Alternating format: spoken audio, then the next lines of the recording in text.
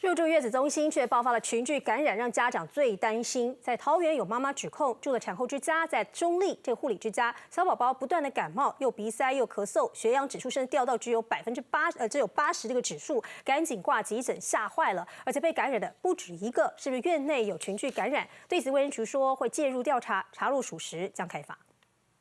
月子中心门口摆满圣诞树，营造圣诞节气氛。配合防疫措施，墙上也贴着公告，要求新手爸爸妈妈都得勤洗手、戴好口罩。民众入住这家位于桃园的产后护理之家，却出面控诉宝宝感染呼吸道融合病毒，而且还不只是他一人，其他婴儿同样也被群聚感染，院方却不闻不问。 我们礼拜一晚上就是带宝宝带到诊所回诊。那我们接到宝宝的时候，发现他的症状又更严重，然后咳得很厉害。那针对这个机构相关的一个这个感染管制的情形去做一个了解。那另外针对这个是否有落实通报的这个部分呢？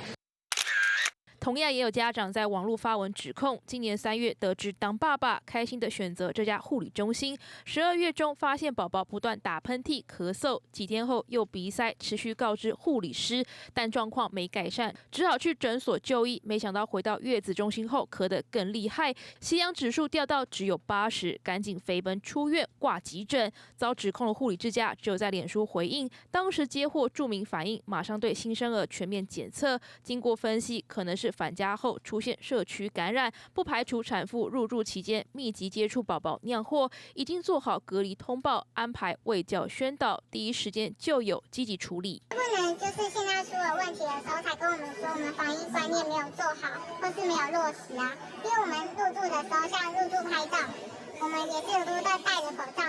面对记者上门求证，月子中心强调交由法务处理，不愿多做回应。只是武汉肺炎疫情严重，就怕小宝贝也被感染。如果能做好保护措施，或许能让爸妈多一份安心。记者谢祥林桃园报道。